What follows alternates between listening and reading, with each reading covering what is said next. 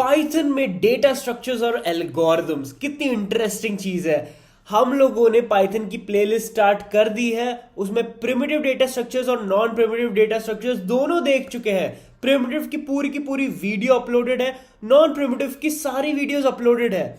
Non primitive में linear में हम लोगों ने क्यू और स्टैक दोनों कंप्लीट कर लिया है और आज हम लोग आगे बढ़ने वाले हैं नॉन लीनियर में ट्रीज पे। हेलो दोस्तों, आप सबका स्वागत है ट्रेन विद शुभम चैनल पे। और आज की वीडियो में हम लोग बात करने वाले हैं ट्री डेटा स्ट्रक्चर्स के बारे में, वो भी पाइथन में, जिससे कि आपके इंटरव्यू प्रिपरेशन में, लॉजिक बिल्डिंग में आपकी बहुत ज्यादा हेल्प हो जाएगी। और आगे बढ़ने से पहले हम लोग बात करेंगे थोड़ी देर जरा नए चैनल आर्ट की। मुझे जरूर कमेंट्स में बताइए कि आपको ये नया चैनल आर्ट कैसा लग रहा है, नया लोगो कैसा लग रहा है। और नेक्स्ट ईयर की प्रिपरेशन है, ये सारी कोडिंग के बहुत सारे वीडियोस आएंगे, ब्लॉकचेन के वीडियोस आने वाले, क्रिप्टो पे वीडियोस आने वाले हैं और इंटरव्यू प्रिपरेशन और मेंटरिंग तो आपकी चलती ही रहेगी। तो चलिए वीडियो को स्टार्ट कर देते हैं, चलते हैं हम अपने फिग्मा स्क्रीन पे। तो आज हम लोग बात करेंगे ट्रीज के बारे में। तो ये ट्री होता क्या है? ट्री मतलब पेड़, ओके। ट्री ऐसा पेड़ होता है, राइट। अब पाइथन में यही डेटा स्ट्रक्चर्स की तरह यूज होता है। आप देख सकते हो ट्री में ये क्या है, यहाँ पे हमारे होते हैं रूट्स, ओके। और रूट कितना एक ही होता है ना, एक ही रूट में से तो ट्री जन्मता है, ठीक है।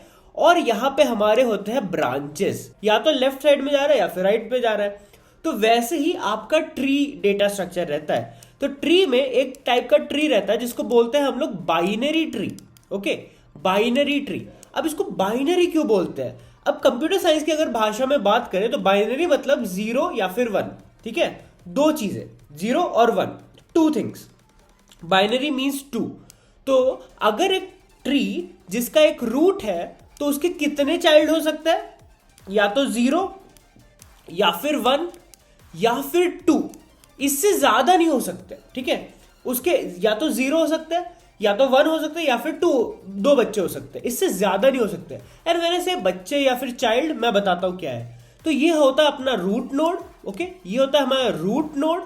अब रूट नोड के लेफ्ट साइड पे एक ब्रांच अटैच हो सकती है, राइट साइड पे ब्रांच अटैच हो सकती है।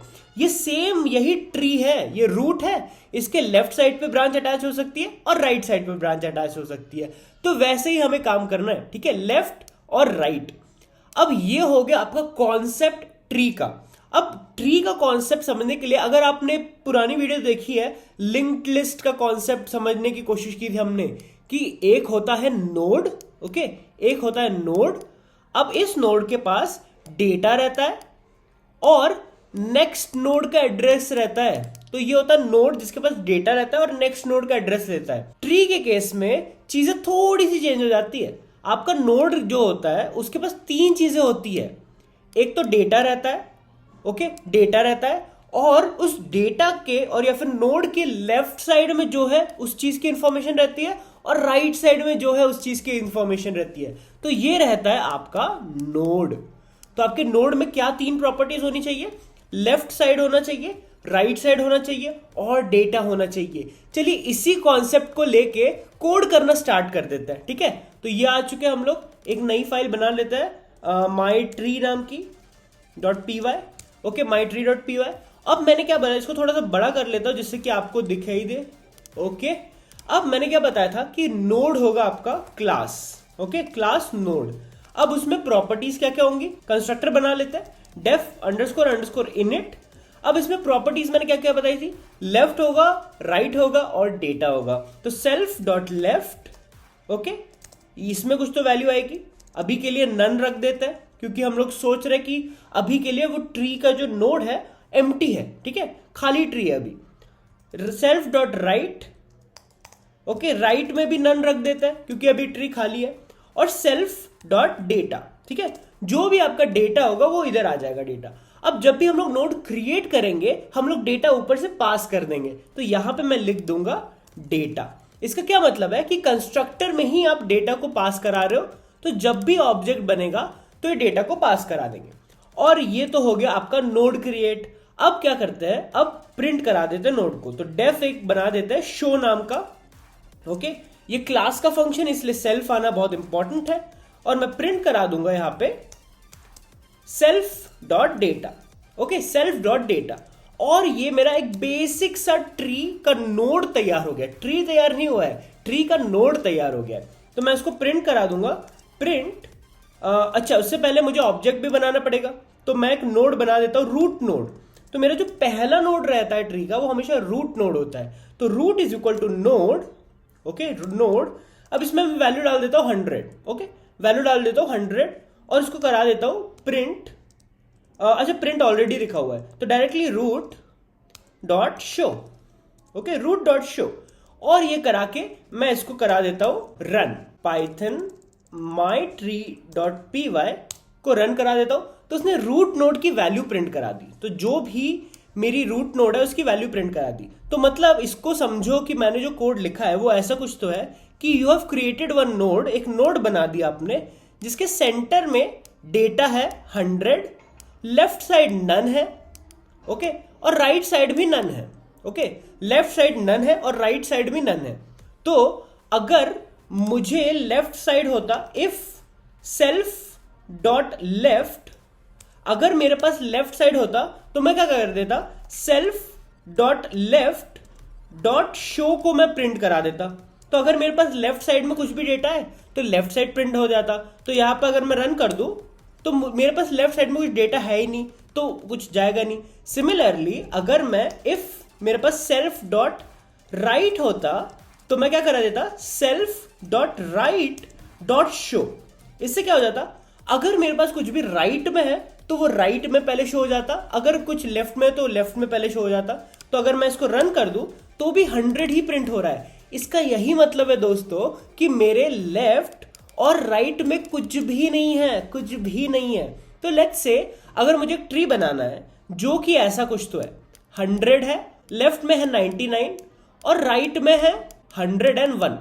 तो अगर मुझे ऐसा कुछ तो करना है तो मैं क्या कर दूंगा, मैं नोड्स बना दूंगा।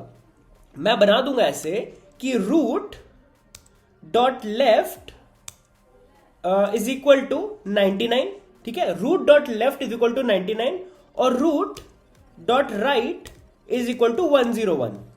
Root dot left is equal to 99 और root dot right is equal to 101। Okay, अगर मैं इसको रन करूं, okay, int object has no attribute show, तो मतलब वो कह रहा है कि self dot left dot show उसको मिल नहीं पा रहा है। ये जो है ना, ये डायरेक्टली असाइन नहीं हो पाएगा, आपको इस चीज का ऑब्जेक्ट बनाना पड़ेगा।